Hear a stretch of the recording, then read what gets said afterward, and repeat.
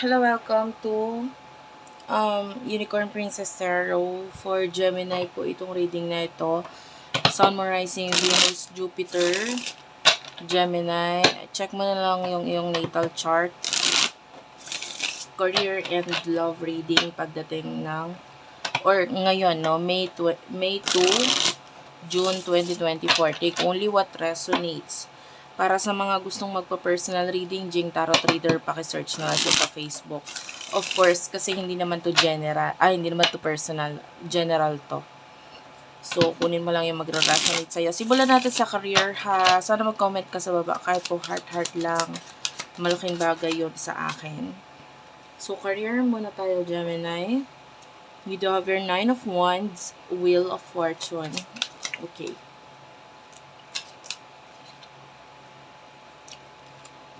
Knight of Pentacles. Simulan natin sa career, tapos punta tayo sa love mamaya, no?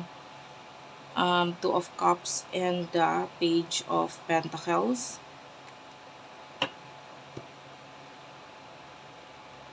Okay. Nine of Wands, nakakita tayo dito ng malaking challenge for you or maybe problem, no? Pero magbibigay ito ng malaking pagbabago para sa'yo. Okay? I feel like yung iba sa inyo, nararanasan na yun, yung stress na yan, ano? Na maybe yung iba sa inyo, masaya yung mga tao sa paligid mo. They don't find you stress. They don't find you na namomoblema. Kasi magaling ka magdala eh. Maybe hindi kita sa itsura mo na ikaw ay namomoblema or what. So anyway, there's a big challenge for you na maaaring dahil dito sa challenge na ito, kailangan gumawa ng pagbabago or kailangan talaga magkaroon ng pagbabago. Okay? And with the Knight of Pentacles, nakakita tayo dito ng offers from you, from other people,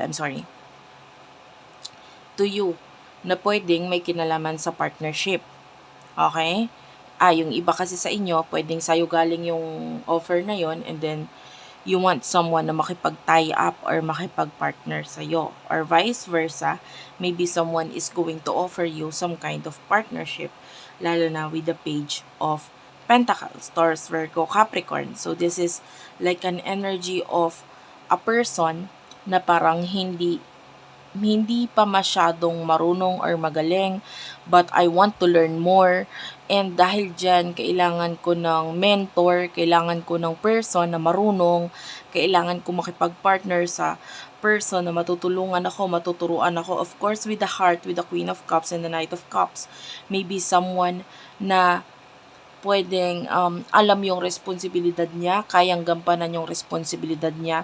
If you are this person na gustong makipag-tie up sa someone, maybe hindi ka rin basta-basta makikipag-tie up kung kani-kanyo na lang. Maybe you want someone na nakuha niya na yung mga pangarap niya or meron na siyang mapapatunayan with the star.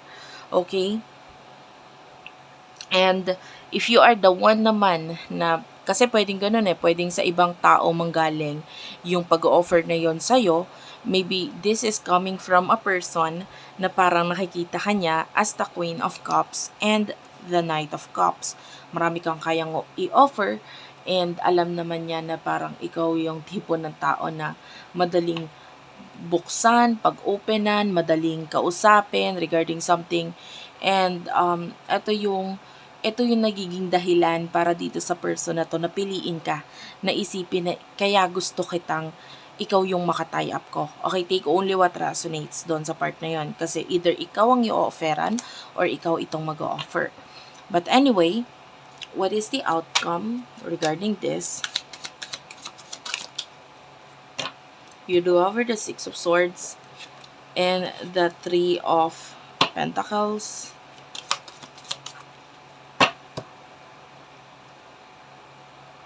The Three of Wands is here. Ayan. The Ace of Pentacles is here. Regarding this new beginning, the Six of Swords is here. I feel like kung ano man yung nag-end dito, mas maganda na mag-focus ka sa new place or maybe new beginning mo. Okay? So, if this is you na mag-offer kasi new beginning mo ito, I feel like, sige, nakakita tayo ng growth para sa'yo. Kasi new beginning mo to, ikaw magsisimula. You just want someone na tutulungan ka. And with the Three of Wands, nakakita talaga tayo ng growth. Doon, kailangan lang ng actions. But if you are the one na kailangan or ino-offera ng tie-up, ikaw yung ino-offera ng partnership, ikaw yung kailangan nitong taong ito. You do have here the Six of Swords. And the way I see this, kailangan tapusin mo muna yung mga dapat mong tapusin. Okay?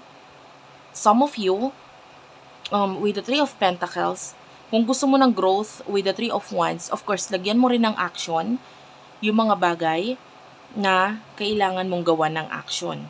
Okay, maganda naman yung sinasabi doon sa new beginning na yun. And if this offer is for you, the Four of Pentacles, as long na yung money mo, I can see money involved here. As long na may right amount of money ka, may income ka, or may pera ka, may ipon ka, para ilagay dito. Okay? Kasi if hindi ipon, some of you maybe inaalokin ng some kind of investment and then you are kulang, ikaw ay walang ganong sapat na ipon. The Five of Pentacles, this could be a problem na pwedeng dumating sa'yo. So, ikaw ang tatanungin ko, ready ka na ba makipag-tie up? Kung ikaw yung aalokin, ng tie-up or ng ikaw ang aalokin ng partnership, are you ready? Are you 100% sure na kaya mong gampanan or punuan yung mga pangangailangan nitong taong ito? Because there's an offer, maybe it looks beautiful, maybe you would see na ito ay masaya, and you would see na ito ay something na target mo talaga kasi gusto mo makakapagpabago, etc. sa'yo, pwedeng ganon. But the Nine of Swords, this could be a problem na pwedeng ibigay sa'yo because the Four of Wands, this is stability, career.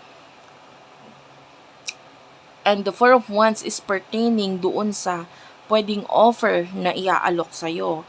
With the Five of Wands, pwedeng magkaroon ng pagkakaaway, pagkakagulo, and also at the same time, problem regarding money dahil hindi mo pa nakikita ng buong buo kung ano man yung pinaplano nitong taong ito. Okay? So, the way I say this is that kung ikaw nga alokin ng partnership, medyo hindi pa okay or hindi pa pumapabor sa'yo ito. Lalo na kung alam mo sa sarili mo na hindi ka pa rin handa. Okay? But if you are the one na mag-aalok ng partnership with someone, aralin mo muna din, and also at the same time, tapusin mo muna yung mga dapat mong tapusin. Hindi mo alam, malay mo, hindi mo na kailangan talaga ng partner. Once na nasimulan mo na, once na nagawa mo na siya, and yeah. Kasi medyo mahirap gampanan na yung responsibilidad ng meron kang partner, especially if it is pertaining to business. Okay? Mahirap yung may ka-partner kasi hindi naman common may partners. Medyo magaan na yung responsibilidad mo or medyo magaan na yung kasi may katulong ka sa finances, etc., pamamalakad, etc. But, of course, dahil partnership yan, medyo may nakikita tayong kailangan ready ka. Hindi lang physically, hindi lang yung utak mo, but of course, yung bulsa mo. Okay? And, at the same time, pag partnership, hindi pwedeng isa sa inyo ay magiging leader, and then, or both of you are magiging leader, medyo magkakaroon ng problem regarding doon. Well, hindi ko naman sinasabi na yung current, yung mga Gemini na may partners na ngayon, ay hindi maganda yung partnership ninyo. I'm pertaining to those people na papunta pa lang doon. Okay, kasi yun yung nakikita natin na message sa'yo dito. And, pwedeng hindi lang yon may kinalaman sa business, pwedeng may kinalaman sa career, whatsoever, na may kinalaman sa partnership.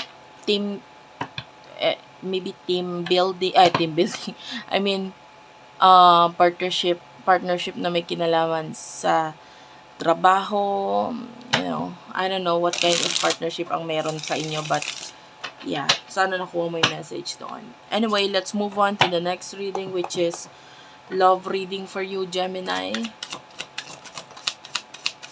Gemini, you do have here the Knight of Cups. Masyadong marami itong message, but I will take all of this. Knight of Cups, Nine of Wands, the Magician, the Sun, the Seven of Wands, and the Page of Wands. Aries, Leo, Sagittarius. Cancer, Scorpio, Pisces energy. I'm seeing a person na parang this person is not happy. Hindi siya masaya na ikaw ay may kakonek. Hindi siya masaya na ikaw ay masaya. Hindi siya masaya that you are maybe being obsessed, or maybe may person ka na hindi maalis sa contact mo, na lagi mo kinakausap, etc. This person is maybe jealous, nasa-selos na rin. Knight of Cups, a lot of love and emotions mula dito sa taong to. And with the Seven of Wands, I feel like para sa'yo, it's nothing. No? It's nothing. Wala lang yon. You're just enjoying yourself. But, itong person na ito,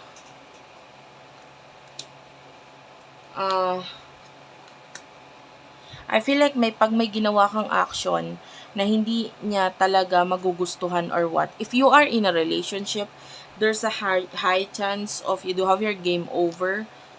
Or kung may kakonek ka na and you know that this person is interested na sa'yo and may something sa inyo, maybe you need to stop communicating with other people. Kung ikaw ay nasa isang relasyon, kung ikaw ay may, sabihin na natin hindi ka pa in a relationship pero papunta ka na sa relasyon dahil nagugustuhan ka na nitong taong to or ikaw itong nagkakagusto sa kanya. The energy here is medyo maglaylo ka na sa pakikipag-connect or communicate with other people kasi pwedeng itong taong to, nakamasid lang siya, nakatingin lang siya, and hindi mo alam kung ano nasa isip niya. Maybe you would see na ito ay parang ang cute kasi nagsiselo siya or what. But definitely, this could lead into the Queen of Swords and the Five of Swords. So, pwedeng mag-end yung connection, relationship ninyo, nitong taong ito. And we do have here the Fool. Yan. And I feel like hindi mo alam kung ano yung posibleng mangyari, lalo na maaaring hindi siya masyadong kumbaga hindi lahat ng nakikita niya or napapansin niya sinasabi niya sa'yo. Maaaring dinadaan niya lang ito sa biro or what, pero may masamang kutob or hindi na maganda yung feeling nitong taon to. And yung iba sa inyo, hindi ka naman guilty doon, you're just talking with other people, wala ka namang ibang intensyon, but this person is really a jealous person. So, yeah, you do have here the Seven of Swords. Isasabihin ng iba sa inyo, it's just friends, gusto ko lang maging masaya, ganito ganyan, it's just friends, etc. The Six of Pentacles is here. So, okay, let's say nagiging masaya ka, kaya lang, may nasasaktan ka, may nagsiselo. So, this person, hindi siya happy sa mga nakikita niya. And with the Five of Cups, this could lead into an ending. This could lead for this person na umalis, lumayo, mag-run away sa connection na ito. And if you don't want that to happen, ngayon pa lang sinasabi ko sa'yo, you have to kalmahan mo lang and huwag kang masyadong makipag-connect muna sa iba. If this person is really meant or if this person means so much for you, kung mahalaga siya para sa'yo, tanggalin mo yung ibang connections kasi high chance na siya ay umalis, lumayo, or kasi nagsiselos na siya talaga. Thank you for watching. I love you all and bye-bye.